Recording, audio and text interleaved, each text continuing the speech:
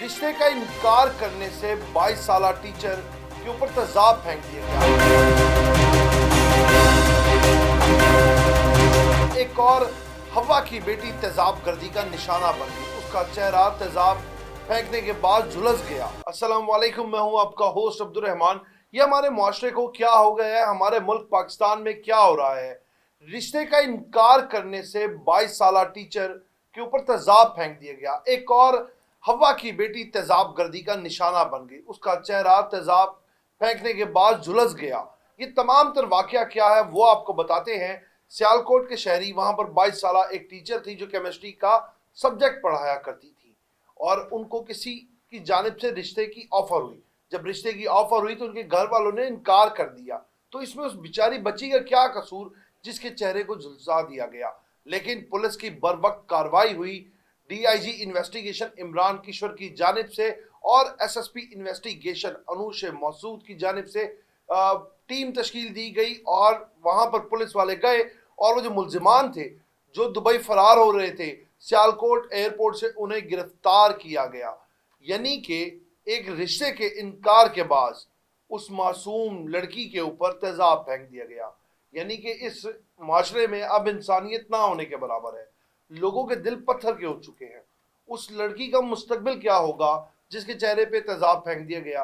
अल्लाह ना करे, अल्लाह ना करे कल को आपकी भी बेटी पैदा होगी, आपकी भी बहनें हैं। अगर ये वाकया उनके साथ दोहराया जाए, अल्लाह ना करे, तो आपके ऊपर क्या बीतेगी।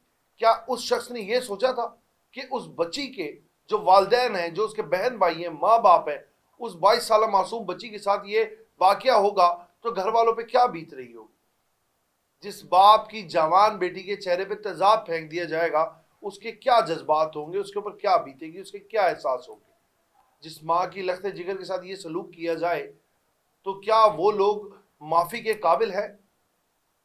लेकिन एसएसपी इन्वेस्टिगेशन की जानिब से ये कहा गया है कि जल्द अज जल्द इन्हें सज़ा दी जाए और इनके खिलाफ कानूनी कार्रवाई की जाए।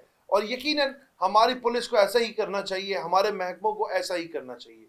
इनको सख्त से सख्त सज़ा मिले ताकि ये इबरत का निशान बने और इनको ऐसी इबरतनाक सज़ाएं दी जाएं या इनको लंबी सज़ाएं दी जाएं ताकि दूसरे लोगों के लिए सबक बने। ये तो वो केस है जो हमारे नज़र आ गया, यानी कि केस तो हमारे पुलिस डिपार्टमेंट तक पहुंचा, केस रिपोर्ट हो गया। ऐसे लातादाद केसेस हैं जो हमारे महकमों को रिपोर्ट नहीं होते। आपस की पंचायत, आपस की महफिल या बैठक बैठ के मामले को रफा दफा करती है कि बहन बेटी का मामला है, दफा करें। जो इतने लातादाद केसेस हैं जो रिपोर्ट नहीं होते, उनका जिम्मेदार कौन है, उनका जवाबदेह कौन है। क्या इसी तरह हवा की बेटियां कभी तेजाब गर्दी का निशाना तो कभी ना ऐसे वाकयात जो बयान नहीं किए जा सकते वो होते रहेंगे। इनका जवाबदेह कोई नहीं, कोई वली वारिस नहीं होगा।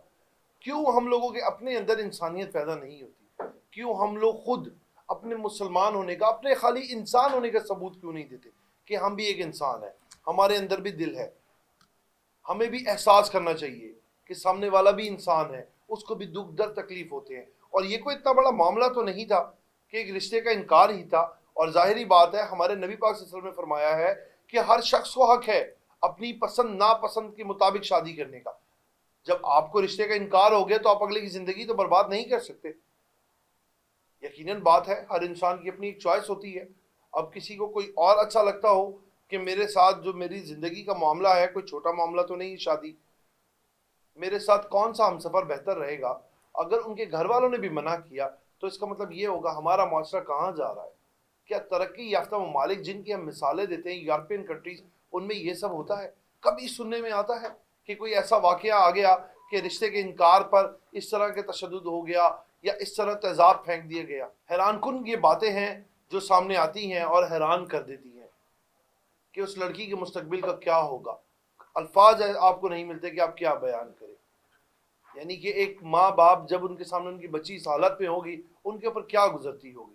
लेकिन लोगों के दिल से खौफ खुदा ख़त्म होता जा रहा है।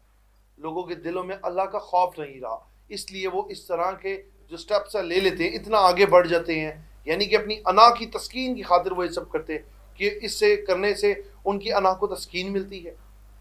कभी उन्होंने सोचा है कि अगर ये उनके ऊपर गुजरता सारा वाकया तो क्या होता?